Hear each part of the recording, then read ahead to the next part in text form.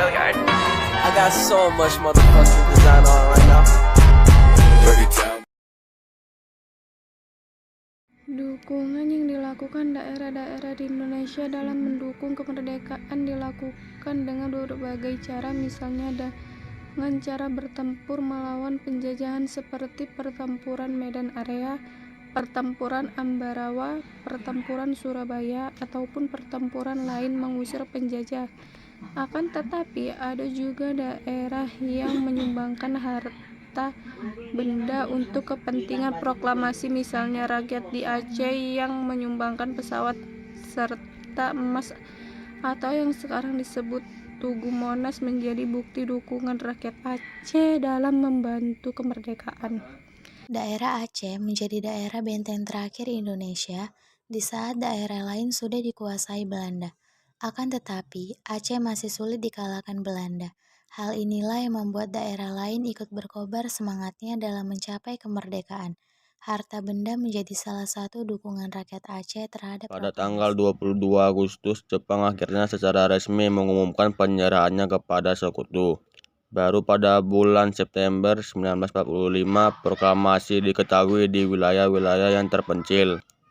Tempat penguasa kerajaan yang ada di Jawa Tengah menyatakan dukungan mereka kepada Republik, yaitu Yogyakarta, Surakarta, Pakualaman, dan Mangkunegaran.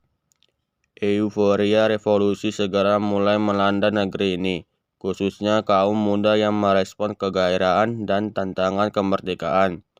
Pada akhir bulan September, instalasi-instalasi penting di Yogyakarta, Surakarta, Malang, dan Bandung juga sudah berada di tangan para pemuda Indonesia.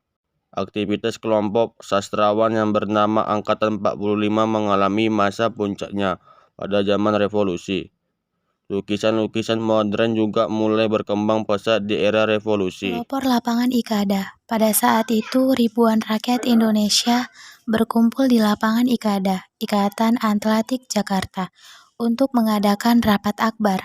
Rapat akbar tersebut diadakan untuk memperingati 1 bulan proklamasi kemerdekaan Republik Indonesia, sekaligus sebagai bentuk protes dan perlawanan rakyat Indonesia atas rencana Jepang yang berniat menyerahkan kekuasaannya di Indonesia ke sekutu sebagai pengakuan atas kekalahan Jepang di Perang Dunia II.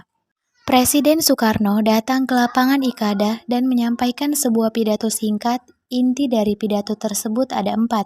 Yang pertama menegaskan kalau bangsa Indonesia memproklamirkan kemerdekaannya dan akan terus mempertahankan kemerdekaan tersebut. Kedua, meminta dukungan dan kepercayaan rakyat ke pemerintah Republik Indonesia. Yang ketiga, menuntut rakyat untuk mematuhi kebijakan-kebijakan pemerintah dengan disiplin.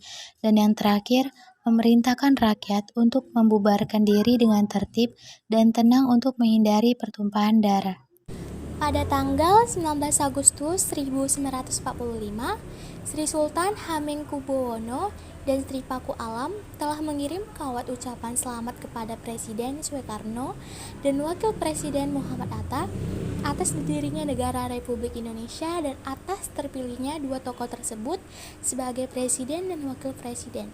Kemudian, untuk mempertegas sikapnya, Sri Sultan Hamengkubuwono dan Sri Paku Alam pada tanggal 5 September 1945 mengeluarkan amanat antara lain sebagai berikut. A. Negeri Ngayogyakarta Hadiningrat bersifat kerajaan dan merupakan daerah istimewa dari negara Indonesia. B. Sri Sultan sebagai kepala daerah dan memegang kekuasaan atas negeri Ngayogyakarta Hadiningrat. C. Hubungan antara negeri Ngayogyakarta Hadiningrat dengan pemerintah pusat negara Republik Indonesia bersifat langsung. Sultan selaku kepala daerah istimewa bertanggung jawab kepada Presiden.